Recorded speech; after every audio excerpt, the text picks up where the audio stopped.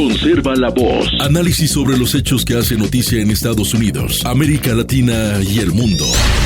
That America will never be a socialist country. Conserva la voz. Un espacio no apto para lo políticamente correcto o socialmente aceptable. La fuerza del cielo nos acompañe y ¡viva la libertad, carajo! Conserva la voz. Tu voz sin censura. Se ponen en la solapa el pin de la Agenda 2030, que no es más que la renuncia a nuestra soberanía. Con ustedes su anfitrión, Freddy Silva. ¿Qué tal, amigos? Reciban todos un caluroso y fuerte abrazo en este nuevo episodio de su podcast Conserva la Voz, un podcast dedicado a los conservadores, pero también para aquellos que buscan una mirada distinta de lo que ofrecen los principales medios de comunicación. Soy Freddy Silva, buenos días, buenas tardes, buenas noches, donde quiera que nos vean y escuchen, sean bienvenidos para esta jornada 10 de diciembre de este 2025. Estamos a plena mitad de semana, en día miércoles, con bastantes temas que abordar. Creo que el más importante es la entrega del Premio Nobel de la Paz a la opositora venezolana María Corina Machado. Una ceremonia que, como lo ha confirmado Associated Press, no ha estado presente María Corina Machado, pero ha sido la hija quien ha recibido en Noruega, en nombre de su madre, este Premio Nobel de la Paz. Y dijo en un discurso escrito por la misma María Corina Machado que su país muestra al mundo que debemos estar dispuestos para luchar. Machado ha estado escondida y no ha sido vista en público desde el 9 de enero, cuando fue detenida brevemente después de unirse a sus partidarios en una protesta en Caracas, la capital de Venezuela. Jørgen Wadne Fridnes, presidente del Comité Noruego de Nobel, dijo en la entrega del premio que María Corina Machado ha hecho todo lo posible para asistir a la ceremonia hoy aquí, en un viaje en una situación de extremo peligro. Aunque no podrá asistir a esta ceremonia y a los eventos de hoy, estamos profundamente felices de confirmar que está a salvo y que estará con nosotros aquí en Oslo. Ha sido una ceremonia bastante emotiva, la cual tristemente no ha tenido mucha cobertura, le cuento, por los principales medios de comunicación, solo algunos. Sin embargo, lo que nosotros podemos entender de esta situación que está pasando ahora mismo, uno, es que se podría confirmar de alguna manera lo que se había dicho el día de ayer en este programa, que el ejército de los Estados Unidos había encontrado la forma de poder rescatarla, sacarla de Venezuela y estaría sana y salva. Lo que también se puede desprender de este comunicado del Premio Nobel de la Paz es que pues María Corina Machado no estaría siquiera cerca, porque entendemos, de acuerdo a la importancia de esta premiación, que si estuviera tan cerca como el día de mañana, pues ellos hubieran tenido la oportunidad de poder posponer este evento. Sin embargo, han decidido simplemente asumir que no iba a llegar. Sin embargo, va a estar en futuros eventos. Lo que también nos hace ver que la palabra del presidente Donald Trump es cierta. No está jugando. El ejército de los Estados Unidos, con los buques que están puestos en aguas internacionales, están puestos en serio para darle la guerra al narcotráfico. Y creo que eso es el punto más importante. Tenemos la suficiente capacidad para poder meter a nuestros militares y poder evadir la inteligencia venezolana. Otra vez, en caso de confirmarse que María Corina Machado haya sido sacada de Venezuela, esté a salvo y esté en camino hacia Oslo, hacia Noruega. Más importante aún, la confirmación del presidente Donald Trump cuando se le pregunta, tanto en el Air Force One y en una entrevista reciente, donde se le pregunta sobre el narcogobierno de Nicolás Maduro Moros. El presidente Donald Trump dijo muy claro y muy breve: las horas de Maduro están contadas. Ojalá que lo que está pasando en esta situación con relación a Venezuela sea una realidad. Y ojalá también que muchos venezolanos empiecen a despertar de que la amenaza de Estados Unidos no es como lo plantea la izquierda internacional, una amenaza a la soberanía, un ataque a las naciones. No, para nada de eso. Lo hemos dicho de forma incansable en este programa. El narcotráfico se ha asentado en nuestros países de Hispanoamérica de una forma brutal. Han logrado tener tanto dinero, desde México hasta Argentina, que han comprado voluntades en los congresos. Los parlamentos hoy están siendo o presionados, amenazados o bien pagados por el narcotráfico. Y usted ya podrá ver que esto también ha corrompido no solamente al poder legislativo. Yo creo que también es más importante que ha habido una corrupción sistemática desde el siglo pasado en el sistema judicial, en el sistema de justicia. No importa cuán culpables son, no importa los crímenes que cometan, esta gente sale libre y lo hace porque tiene dinero para poder comprar la justicia. Estos mismos delincuentes no solamente son narcotraficantes, muchos son abusadores sexuales y de menores de edad. Por eso es que tiene que haber una lucha frontal contra el narcotráfico, le guste o no. No podemos seguir permitiendo que el narcotráfico se esté asentando de una forma tan brutal y que no se esté haciendo nada, y que lamentablemente las sociedades no encuentren la forma de cómo defenderse.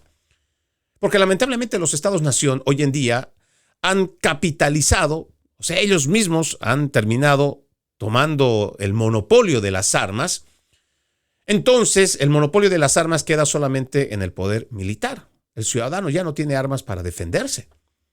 Sin embargo, de forma clandestina, siempre por la oscura, siempre por la negra, el crimen organizado se encarga de meter armamento de grueso calibre, incluso mejor que los ejércitos de ciertos países. Lo decíamos el día de ayer.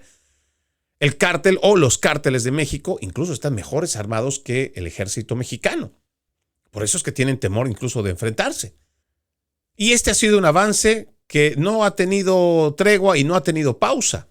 Veamos cuánto tiempo tiene las Fuerzas Armadas Revolucionarias de Colombia, nomás para tener una idea de cuánto tiempo ya data que el narcotráfico está asentándose de forma brutal en Hispanoamérica. Nuestro continente hoy está plagado por narcotraficantes. Y lo peor es que ahora ya no tienen siquiera vergüenza de decir que están en el poder. Veamos los ejemplos claros que se tienen.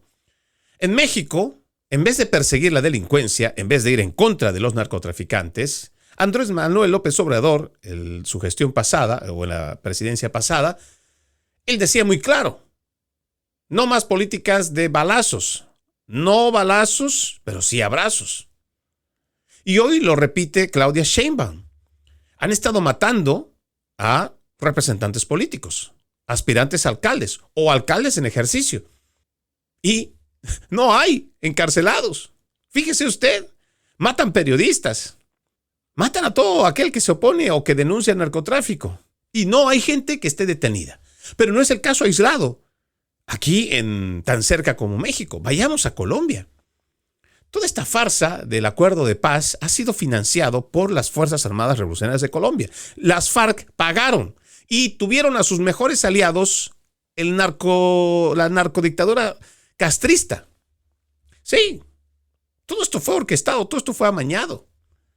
Al punto que lograron convencer al ciudadano colombiano de que aquellos que los masacraron, que los torturaron, que los desaparecieron, estos criminales de las Fuerzas Armadas Revolucionarias de Colombia, el ELN y otros paramilitares, tienen un curul en el Congreso, tienen una representación. Imagínese usted. Si este es un avance que a usted no le preocupa, créanme, debería. En Venezuela prácticamente es el narcotráfico el que gobierna, a la cabeza de Nicolás Maduro Moros, con el cártel de los soles. En Colombia está Gustavo Petro. Y ahí está, en México, Claudia Sheinbaum. Todos están arropados y bien protegidos por el narcotráfico. A ellos no les pasa nada, no les va a pasar nada tampoco. Pero es ya un tema de ética, de moral. Estos sinvergüenzas ya no tienen temor de estar financiando con su dinero chuto, con su dinero clandestino, con su dinero mal ganado. Están financiando campañas y están poniendo presidentes. Una vez que llegan ahí, no hay forma de cómo sacarlos porque ellos ya tienen el poder de las armas. Y someten al ejército. El siglo pasado, si nosotros hemos tenido la oportunidad de poder contrarrestar el avance de los barbudos, o sea, todo este avance del comunismo y sus narcoguerrillas, ha sido gracias a que el ejército de cada nación, a la cual ha sido amenazada por esta injerencia del comunismo, es porque el ejército se ha plantado, porque tenía muy claras sus convicciones en defender la territorialidad del país, no la fragmentación. No se debería permitir la fragmentación de una nación. Cuidar la seguridad dentro y fuera de las fronteras. O sea, su ejército estaba comprometido. Pero hoy, si tienes un narcogobierno, entonces estos narcogobiernos hacen que sus ejércitos le juren lealtad a su filosofía, más no a la patria. Y esto lo hemos visto claramente. Puede usted revisar la historia de Bolivia. ¿Cómo es que han logrado convencer a muchos patriotas bolivianos que estaban en el ejército para que se unieran a estas voluntades que venían desde Cuba? Y esto mismo ha pasado en Venezuela, esto mismo pasa en Nicaragua, esto mismo está pasando en Colombia y está pasando igual en México. Por eso es que el narcotráfico tenemos que enfrentarlos. Hay que sumarse a lo que está haciendo el presidente Donald Trump con el ejército en las aguas internacionales para ver cómo podemos contrarrestar. Si somos ciudadanos de bien, no tenemos armas para defendernos del narcotráfico, por lo menos apoyemos a quien está tratando de contrarrestarlo.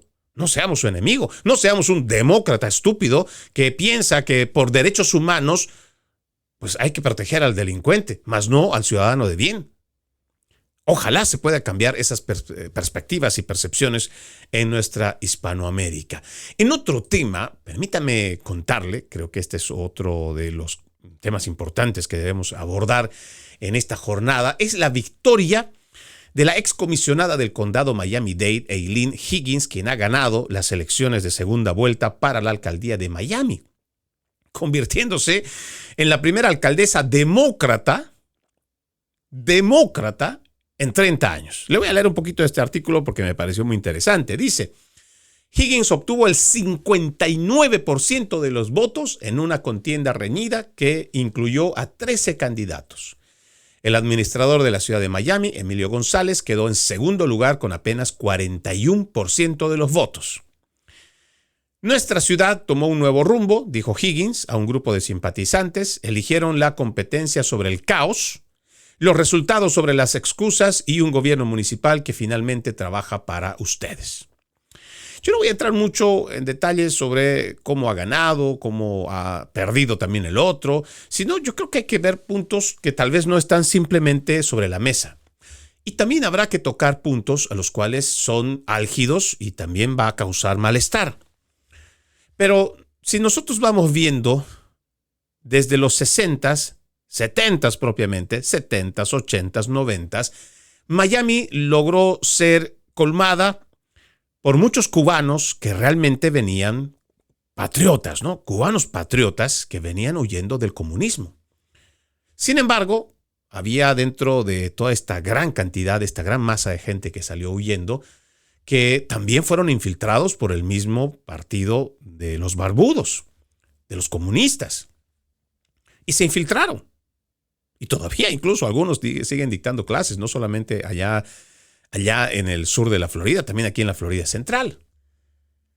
Lamentablemente, de toda esa gente de los 70s, 80s, 90s, la primera década de este siglo XXI y tal vez más o menos hasta la segunda década, muchas de estas personas que no pudieron volver a su Cuba querida, porque pues Cuba no ha sido libre desde hace más de 60 años, pues lamentablemente algunos sí pudieron transmitirle a sus generaciones siguientes que hay una lucha, que además de venir a prosperar a los Estados Unidos y crecer personalmente, profesionalmente, económicamente, no se puede olvidar que existe una deuda pendiente con los castristas, que tomaron por asalto su nación, una de las más ricas del mundo, o por lo menos del continente, una de las más prósperas, pero que fue llevada a la miseria en más de 6 décadas de dictadura.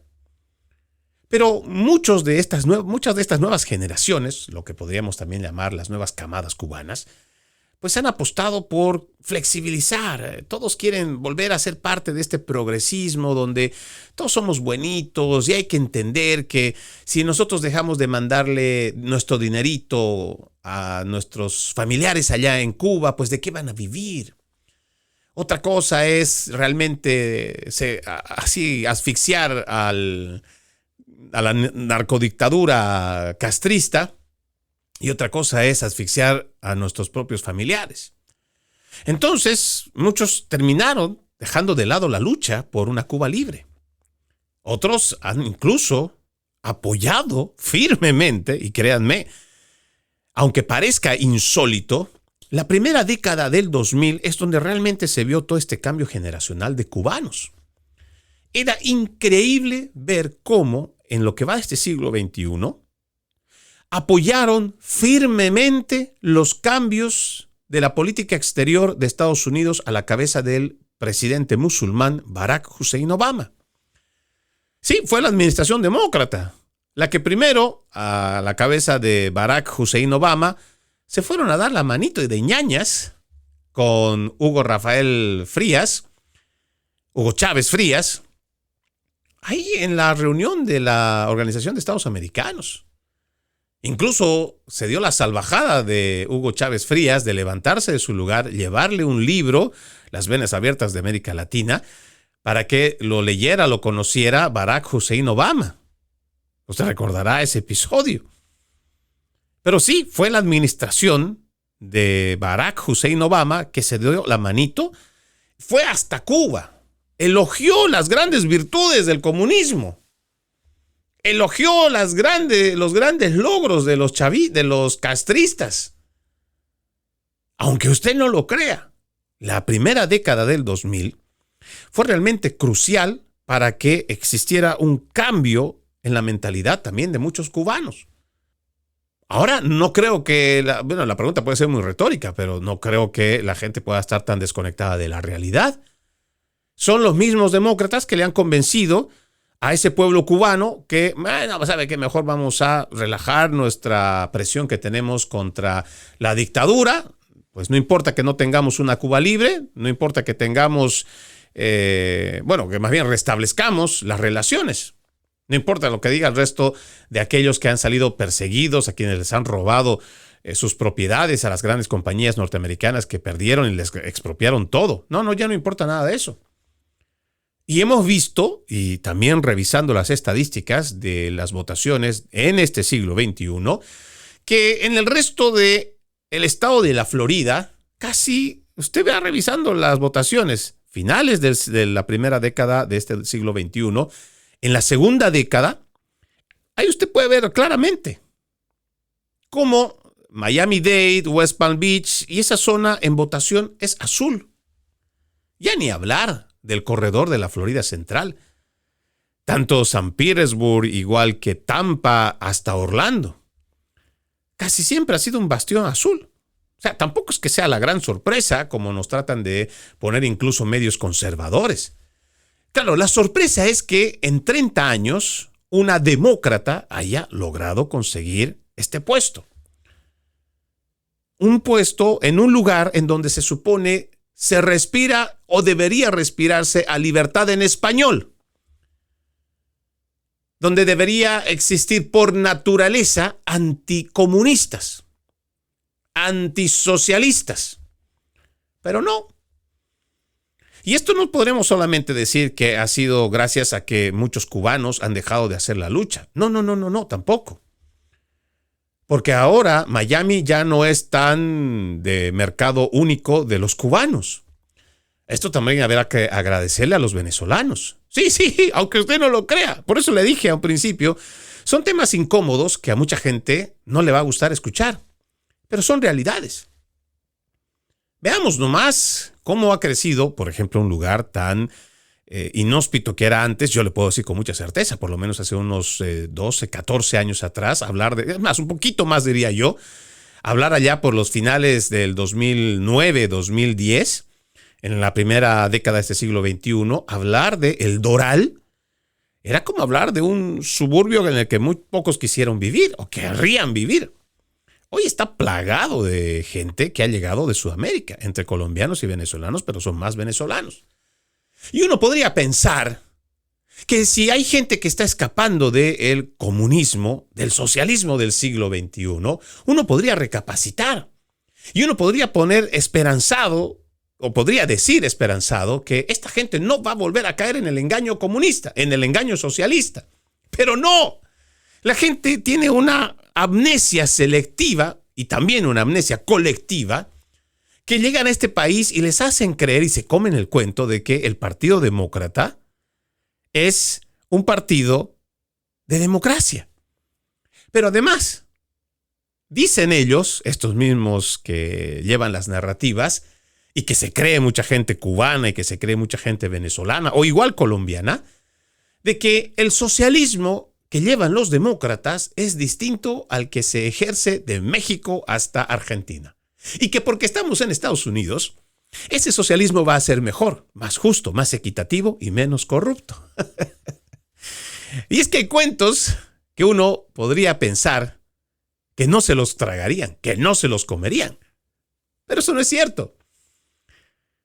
Si nosotros revisamos esta victoria de Miami-Dade, tiene muchas implicaciones. A esto también habrá que sumarle. Existe un adormecimiento del Partido Republicano porque muchos de ese Partido Republicano son antitrumpistas. Quien ha ganado en la última elección general, el corredor de la Florida, fue el presidente Donald Trump, por la situación en la que nos ha dejado el gobierno de Joe Biden, los demócratas. Pero tenemos un partido republicano que está dividido entre el Deep State, o sea, la escuela vieja o el Estado profundo, y también tenemos a los partidarios MAGA, los de Make America Great Again, que son trumpistas. Lamentablemente el Partido Demócrata ha sido mezquino, y hay que decirlo con todas las de la ley. Ha sido un partido mezquino que cuando se trató de apoyar a aspirantes MAGA, no lo ha hecho. Pero si no eran adeptos o apoyados por el presidente Donald Trump, les dieron financiamiento. Ahora, el resultado que estamos teniendo en Miami se puede replicar en otros lugares. Y créanme, hay mucho cómo ellos pueden ganar las elecciones del próximo año en medio término, las elecciones de medio término. ¿Por qué? Porque el estado de la Florida es un estado netamente de migrantes, sobre todo en el sur. Y muchos de ellos están totalmente en contra de las acciones del presidente Donald Trump en cuanto a las redadas que está llevando ICE.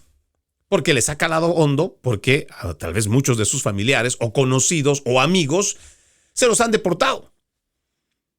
Entonces, le digo, la victoria del presidente Donald Trump puede ser tan frágil como de noviembre del año pasado a noviembre de este 2025, que no ha resistido un año, y tenemos esta victoria de una demócrata en 30 años.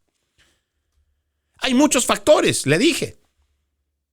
Ya hay una desidia por parte de los cubanos, que parece que están renunciando a una Cuba libre.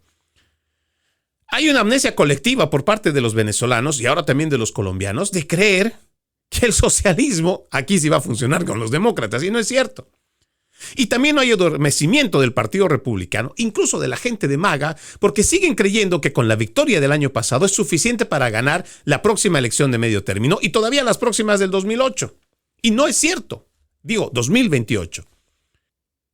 Si el presidente Donald Trump logró ser presidente es porque hacía rallies, es porque estaba activo durante el 2015-2016. El presidente no dejó de estar activo incluso siendo presidente. Seguía haciendo rallies y no le alcanzó para la reelección. Bueno, y sabemos los otros factores.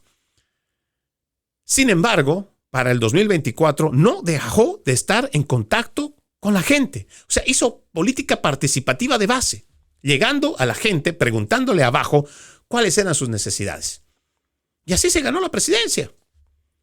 Pero parece que el Partido Demócrata, el Partido Republicano, parece que quiere sentirse cómodo con la victoria, porque todavía hay una mayoría en el Congreso, y cree que con eso es suficiente. No va a ser suficiente, y más en un estado como el de la Florida. El gobernador Ron DeSantis podrá tener la mayoría. ¿Por qué? Porque se supone que solamente estos pequeños espacios donde existe un gran número de hispanos, puede ser Miami-Dade, West Palm Beach, todo ese sector, o el corredor de la Florida Central, entonces son demócratas declarados. Y el gobernador DeSantis puede tener todavía la mayoría política porque el resto de los condados es rojo, es patriota, no es socialista. Pero puede influir en las próximas elecciones porque se supone que estos lugares que son alta condensación demográfica, o sea, donde hay mucha gente, son capaces de poder cambiar el panorama político en la representación del Congreso Federal. Y parece que esto no lo estamos tomando en serio. Muchos de los avances que puede tener el presidente Donald Trump en lo que va de su primera gestión pueden ser detenidas el próximo año, tan fácil como perder la mayoría en el Congreso, sobre todo la Cámara de Representantes. Y tenemos esta muestra hoy. ¿Dónde no estamos trabajando? Esa sería la pregunta. ¿Estamos llegando a los jóvenes? ¿Les estamos haciendo entender que el comunismo es la peor elección? ¿Les estamos diciendo que por historia viva ahora mismo de lo que está ocurriendo en Venezuela, en Nicaragua, el socialismo no funciona? Que todas estas políticas basura de la Organización de las Naciones Unidas con el Foro Económico Mundial de la Agenda 2030 es una agenda internacional globalista importada y que no está a favor de los Estados Unidos.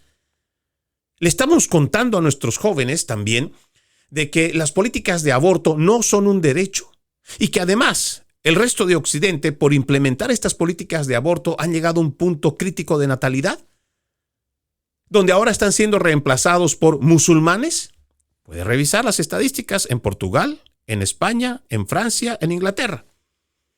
¿Realmente estamos nosotros haciendo una defensa nacional, patriota, estadounidense? ¿O es que simplemente nos estamos concentrando en los números, como lo hacía la vieja escuela republicana, de pensar que solamente la economía y los empleos eran suficientes para poder ganar presidencias o igual congresos? No se equivoquen. El tiempo corre y se están viendo los resultados. Lugares tan propios que uno podría creer deberían ser bastiones antisocialistas, antidemócratas, están ganando estos curules. Ahora, en 30 años, el Partido Demócrata ha logrado tener una silla para una alcaldesa en Miami, en la cuna de lo que se debería entender el sur de Florida, la cuna del anticomunismo. Pero van a tener una demócrata. ¿Qué otras sorpresas nos llevaremos? Pues dependerá mucho de lo que pueda entender no solo el partido, aquellos que se suman a la filosofía de derecha, sino también aquellos conservadores que no quieren volver a esas políticas nefastas de la izquierda radical que trajo tanto Hillary Clinton con su esposo, Barack Hussein Obama y Joe Biden. Vamos a la primera pausa en Conserva la Voz. Ya regresamos con más. Conserva la Voz. Conserva la Voz, un programa de información y análisis de los hechos más importantes que ocurran en el mundo. That America will never be a socialist country. Pero también sé que no es lícito eliminar una vida humana para resolver un problema. Se ponen en la solapa el pin de la Agenda 2030, que no es más que la renuncia a nuestra soberanía. Conserva la Voz. Conserva la Voz. Continuamos con más de su podcast Conserva la Voz. Recuerde, usted puede ser parte de este programa. Escríbame a Freddy Silva Ayala en Facebook, Freddy Silva 80 en Instagram, Freddy Silva TV en X, antes Twitter, igual que en TikTok y YouTube. Le agradezco muchísimo que me ayude a distribuir mis programas para llegar a más personas en el mundo. También lo invito a que pueda ingresar a www.loramediatv.com. LoraMediaTV.com es un portal donde se hace periodismo objetivo. Encontrará este programa y muchos otros. LoraMediaTV.com. LoraMediaTV.com. Le cuento que el presidente Donald Trump ha enfurecido en contra de la representante del Squad, que es Ilhan Omar, porque según el presidente no hace más que insistir en dar críticas, no quiero repetir esta palabra antisonante, e insiste en que debería ser sacada de los Estados Unidos. El presidente ha dicho que la representante demócrata Ilhan Omar no hace más que quejarse e insistió en que debería ser expulsada del país después de afirmar con audacia que se casó con su hermano para obtener la ciudadanía estadounidense. Me encantaría o me encanta esta Ilhan Omar, lo dijo con sarcasmo, como sea que se llame, con el pequeño turbante, aparentemente refiriéndose al hijab de la legisladora somalí estadounidense durante la primera parada de su gira centrada en la asequibilidad del norte de Pensilvania. La adoro, dice, viene y no hace más que quejarse, siempre está quejándose. Viene de su país, que bueno, se considera uno de los peores del mundo, ¿no? Y el presidente cuando hace esa declaración, pues tiene una ruidosa multitud que grita, ¿no? Envíenla de regreso. También el presidente repetía la afirmación de que la miembro del escuadrón cometió fraude migratorio al casarse ilegalmente con su hermano. Deberíamos sacarla de aquí de una vez, es lo que dijo el presidente. Según los datos que indica el New York Post, se casó con su hermano para entrar. Más bien, es la declaración del presidente Donald Trump en el artículo del New York Post. Se casó con su hermano para entrar, ¿verdad? Se casó con su hermano. ¿Te imaginas si Donald Trump se casara con su hermana? ¡Qué belleza! Es una persona hermosa. Si me casara con mi hermana para obtener la ciudadanía, ¿crees que duraría unas horas o sería algo menos? Continuó. Se casó con su hermano para entrar, por lo tanto, está aquí ilegalmente. Debería largarse, que la echen, no hace más que quejarse. La afirmación de que Omar se casó ilegalmente con su hermano para poder obtener la ciudadanía estadounidense apareció por primera vez en los blogs conservadores en 2016, cuando se postulaba para la legislatura del estado de Minnesota. Ese mismo año, la congresista los calificó de rumores infundados, que eran absolutamente falsos y ridículos. Desde entonces ha seguido desmintiendo las afirmaciones. Bueno, hay un trabajo interesante que usted puede ver. Es un video el que se presenta en Newsmax, que no solamente habla de esta posibilidad de que se habría casado con su hermano, sino del tráfico de influencias y el ser beneficiada por ser miembro del Congreso con información privilegiada. Este es un video bastante interesante también donde menciona sus matrimonios, donde no se sabe si realmente son 3 matrimonios, 4 matrimonios o 5 matrimonios. Lo que sí se sabe es que durante sus primeros 2 matrimonios ella había declarado en sus declaraciones de impuestos que ella tenía un patrimonio alrededor de $65,000. Sí, escuche bien esta cifra, $65,000. Y resulta que ya para su 4º o 5º matrimonio se casa con otra persona, pero de alguna manera mágica, esta mujer termina teniendo más de $30 millones. Hagamos la cuenta. Es una representante del Congreso que seguramente su sueldo está entre los $150,000 anual y que a la fecha tiene $30 millones. Y se revisó además la declaración de impuestos de su actual esposo. Y no era una persona rica, no es una persona rica. Ojo, no era una persona rica hasta que se casó con Ilhan Omar. Y lamentablemente los principales medios de comunicación, que son aliados de los demócratas, ni siquiera lo mencionan. Nadie hace un trabajo de investigación. Lo ha hecho Newsmax y seguramente lo hará Fox y lo hará otro medio de comunicación, pero que no llega más del 60-70% como lo hacen los principales medios de comunicación, y el pueblo estadounidense ni siquiera lo sabe. Ahora, no solamente es el presidente Donald Trump. Quien también arremetió contra Ilhan Omar es el mismo multimillonario Elon Musk. Ha sugerido hoy en la mañana que la representante Ilhan Omar había cometido traición en comentarios de enero de 2024 que, según críticos, colocaban los intereses somalíes por delante de los Estados Unidos. Esto suena a traición, escribió Elon Musk en su cuenta de X junto a un clip de sus comentarios horas después de que el presidente Trump lanzara una diatriba contra el legislador o la legisladora demócrata mientras pronunciaba comentarios en un mitin en Pensilvania. Sí, esto es lo que ha declarado Elon Musk y además ha publicado ese video. Usted puede ir a la cuenta de Elon Musk.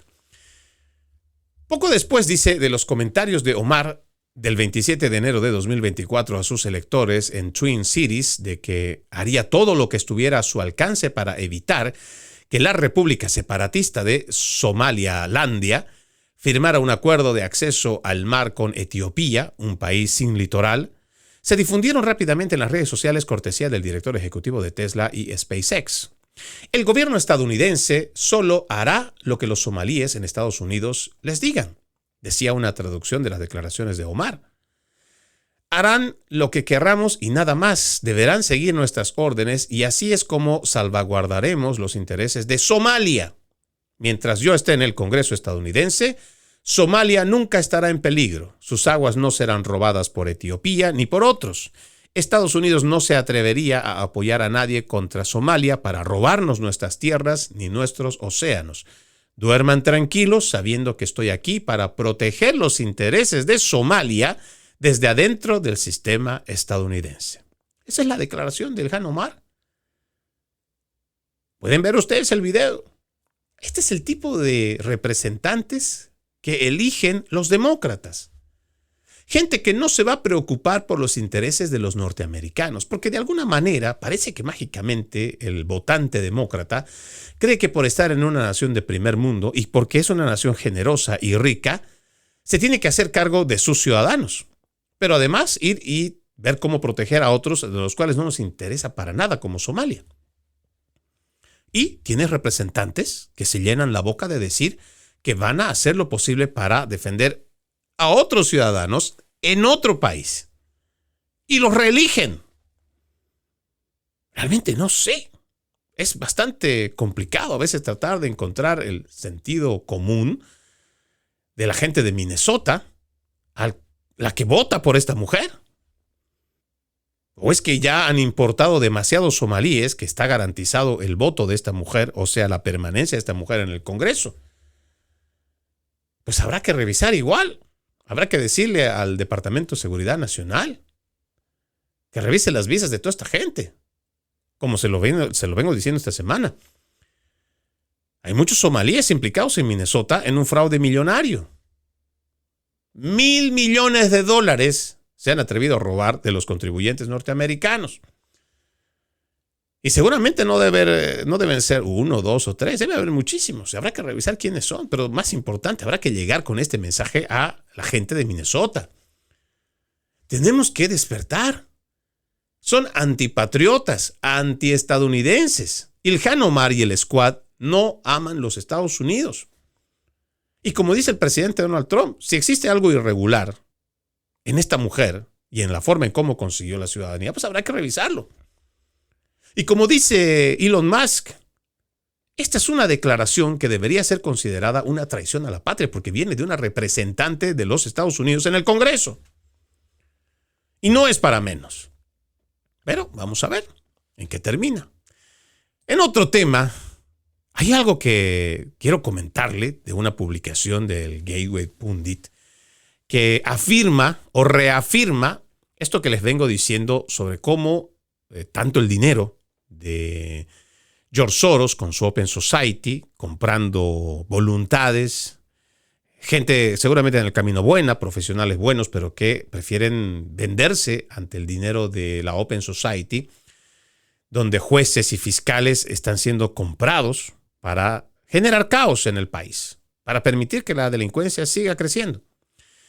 Resulta que hay jueces progresistas en Nashville que han exigido mayor seguridad tras ser criticados por liberar a un delincuente, un migrante.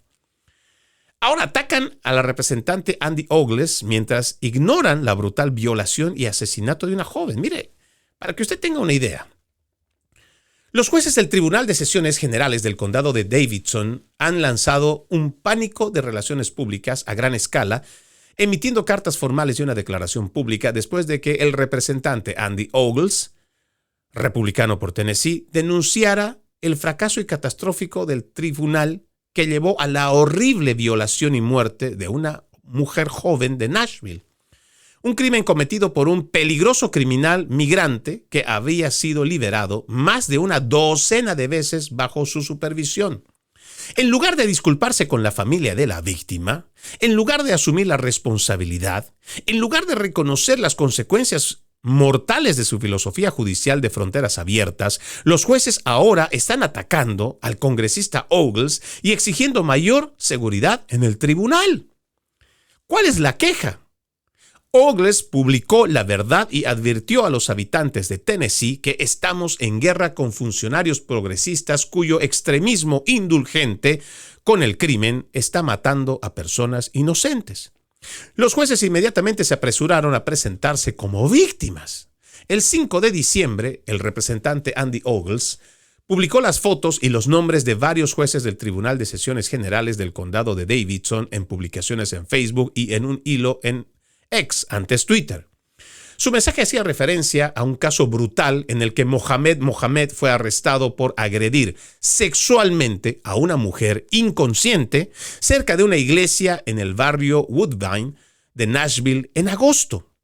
Ogles afirmó que el sospechoso había sido detenido más de una docena de veces, pero que todos y cada uno de esos casos habían sido desestimados por los mismos jueces a los que él había denunciado. Esta es la publicación. Les presento a Mohamed. Mohamed recientemente fue descubierto violando presuntamente a una mujer en las escaleras de una iglesia en Knowlesville Road, en Nashville. Es un migrante somalí al que Obama permitió la entrada. Este hombre no solo ha sido arrestado más de una docena de veces, sino que todos los casos que enfrenta han sido desestimados, desde drogas hasta exposición indecente y allanamiento criminal. Todos los jueces y fiscales que lo dejaron libre eran demócratas. Mientras los liberales locales manden en el centro de Tennessee, estamos en guerra. El Estado debería discutir a todos los jueces, o destituir a todos los jueces, que envíen a la guardia a Nashville. Esta fue la publicación donde incluso ponen la foto de este sujeto, Mohamed. Ahora, yo le hago a usted esta pregunta que va a ser netamente retórica. Ahí está también la fotografía de los jueces que han liberado a este criminal. ¿No le parece que esto ya está volviéndose algo normal? Que estamos normalizando que jueces, fiscales, que sabiendo que tienen en sus manos la justicia para poder aprehender y privar de libertad a un violador, lo dejen libre. Y más cuando tiene por lo menos una docena de crímenes. ¿No le parece que ya nuestro sistema judicial está bastante cuestionado? Pero que a ellos no les importa seguir haciendo lo que o para lo que fueron puestos. Este dinero cochino de George Soros, ahora su hijo, el sucesor, va a seguir comprando conciencias y va a seguir haciendo de las ciudades de Estados Unidos lugares peligrosos. Porque con toda esta estúpida idea planteada por Barack Hussein Obama, toda esta filosofía basura que ha traído de justicia social, justicia racial, lo que se está haciendo es ser muy indulgentes y muy permisivos con el delincuente. Tratando de entenderle cualquier cosa, ya sea por empatía, lo que quiera que nos quiera vender los principales medios de comunicación, porque son los principales orquestadores de todo esto.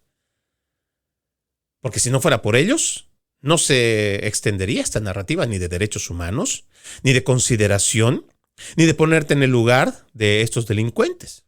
Deben ser empáticos, de ser humanos. No. Esto no estaría pasando. Somos un país apegado al orden y la ley. Pero todo esto ha cambiado desde la primera década de este siglo XXI, precisamente con Barack Hussein Obama y el resto de sus secuaces demócratas. Y aquí están las consecuencias. Una mujer fue violada en las escaleras de una iglesia por un migrante somalí que tiene un largo historial criminal. Y cuando se le denuncia a estos jueces progresistas, todos de línea demócrata, más bien son los que van y atacan al que denuncia. ¿Se da cuenta? Clásica estratagema socialista. No vamos a reconocer que de verdad pudimos habernos equivocado al liberar a un psicópata. No vamos a reconocer que en algún momento eso puede traer un problema más grave porque es un criminal que está mal de la cabeza y que como tiene una docena de antecedentes o de crímenes, es un verdadero peligro para la calle. No vamos a reconocer que tenemos además un mandato por parte de toda esta agenda progresista que va acompañada con el Partido Demócrata. No, nada, esto vamos a reconocer. Lo vamos a atacar al que nos está denunciando. ¿Para qué? Para que se calle y mientras nosotros seguimos liberando a más delincuentes, no exista nadie más que nos fiscalice. Y así estamos avanzando. Le decía esta semana con el caso de Epstein. Tiene la justicia o el aparato judicial, tiene la gran oportunidad de restituir su credibilidad, que está muy pisoteada porque ha sido comprada, corrompida por los socialistas. Tiene la gran oportunidad de restituir la credibilidad, pero así como vamos viendo, va a estar muy complicado. Déjeme avanzar en otro tema que me parece también muy importante, y es que la administración del presidente Donald Trump ha dado a conocer que va a pedir la revisión de las redes sociales de quienes soliciten visa para nuestro país. Sí. Pronto se podrá exigir a los viajeros que ingresen a los Estados Unidos desde más de 3 docenas de países que envíen sus últimos 5 años de actividad en redes sociales para su revisión antes de que se les permita ingresar. Una propuesta presentada el martes por la Oficina de Aduanas y Protección Fronteriza de Estados Unidos requeriría el escrutinio de las redes sociales de cualquier visitante potencial que solicite la llamada autorización electrónica de viaje, que permite a las personas de 42 países pasar hasta 90 días en Estados Unidos sin una visa. El requisito entrará en vigor a principios del próximo año, meses antes de que se espere que miles de extranjeros viajen a Estados Unidos para asistir a los partidos de fútbol de la Copa Mundial. Según el sistema actual, los solicitantes de países que participan en el programa de exención de visa deben proporcionar una dirección de domicilio, un número de teléfono, una dirección de correo electrónico e información de contacto de emergencia, junto con una tarifa de $40. Con los cambios propuestos, a los solicitantes también se les pedirá que presenten todos los números de teléfono personales y comerciales utilizados en los últimos 5 años, direcciones de correo electrónico personales y comerciales utilizadas en la última década, y los nombres y fechas de nacimiento, lugares de nacimiento y direcciones de familiares directos. Algunos podrán pensar que esto se trata de algo que tal vez puede rayar en cierto grado como un autoritarismo. Sin embargo, ya lo ha dicho el Departamento de Estado, cuando fue asesinado Charlie Kirk, y mucha gente fuera de nuestras fronteras y dentro se expresaron de una forma bastante grosera, inhumana, contra la muerte de un ciudadano de Estados Unidos asesinado en un campus universitario mientras daba charlas. Y consideramos que esto es lo correcto. Ahora, de que se vayan a meter en la información privada de cada persona, pues seguramente ahí vamos a tener una discrepancia. Porque así como no estamos de acuerdo en que el gobierno del Reino Unido se inmiscuya en tus redes sociales y por una declaración tuya te lleve preso, y que aquí en los Estados Unidos todavía tenemos el derecho a la libertad de expresión, que esto no termine pasando hacia los estadounidenses. Yo entiendo que en política nacional y sobre todo de seguridad nacional deberíamos nosotros cuidarnos de quienes ingresan al país, y los odiadores de Estados Unidos no deberían entrar. En eso estoy plenamente de acuerdo. Pero que esta ley de revisión de redes sociales se haga igual con los ciudadanos estadounidenses, pues eso sí, seguramente va a marcar un antes y un después. Porque si somos antiglobalistas, si estamos en contra de este sistema que se quiere implementar, de un nuevo orden mundial, en el cual, a través de las políticas de las Naciones Unidas y del Foro Económico Mundial, con este nuevo impuesto al carbono, con las políticas de esta farsa del cambio climático, con esta agenda de género, que te puedes convertir en mujer si quieres hoy o en hombre mañana, o igual con esta agenda de las infancias trans, con la agenda del aborto, toda esta agenda 2030 en general. Si estamos en contra de todo esto, pues también tendremos que estar en contra del avance en la intimidad de los ciudadanos y sobre todo la expansión de poder del gobierno. Tenemos que seguir optando como personas de derecha con filosofía conservadora porque el Estado sea cada vez más reducido. Que nosotros controlemos al Estado, no que el Estado nos controle a nosotros. Y que lo que llamamos, o lo que llamó el presidente Eisenhower en el siglo pasado, sobre el gran poderío que no solamente estaba teniendo la industria armamentista, la industria metalúrgica, de este gran complejo industrial, de este gran complejo militar industrial, que ahora se ha venido a transformar también, o en la creación de este nuevo complejo industrial de la censura, que estemos ahora encontrando un nuevo complejo industrial del control. Y tenemos que ser muy celosos y cuidadosos de nuestras libertades. ¿Habrá que apoyar? Sí, el control para la seguridad nacional nuestra. Pero también habrá que ser bastante celosos en la intromisión de un Estado, de un gobierno, hacia lo que hace o deja de hacer un ciudadano. Porque no todo en nombre de la seguridad nacional es buena. Y no podemos permitir también perder las libertades en nombre de ese miedo que nos lo proponen los mismos politiqueros que han creado los desastres. Habrá que hacer una profunda reflexión sobre ello. Ya para terminar, aquí hay un tema que me vuela la cabeza. El demócrata de Ohio, Gerald Dixon, juró su segundo mandato en el Consejo Municipal de Whitehall pocas horas después de ser puesto en libertad bajo palabra tras su arresto por cargos de abuso sexual infantil. Él ha negado los cargos. Dixon, de 64 años, quien este año declaró ser demócrata desde 1980, ganó por abrumadora mayoría un segundo mandato en noviembre para el escaño no partidista del Distrito 1 del Consejo Municipal de Whitehall, con casi 70% de los votos. En un suburbio, Whitehall es un suburbio de Columbus. WBNS TV mostró imágenes del video de Dixon en su audiencia de fianza el martes y siendo juramentado apenas horas después de su liberación. ¿Qué le parece? Hay cosas que uno, por más que las lee, no las puede creer.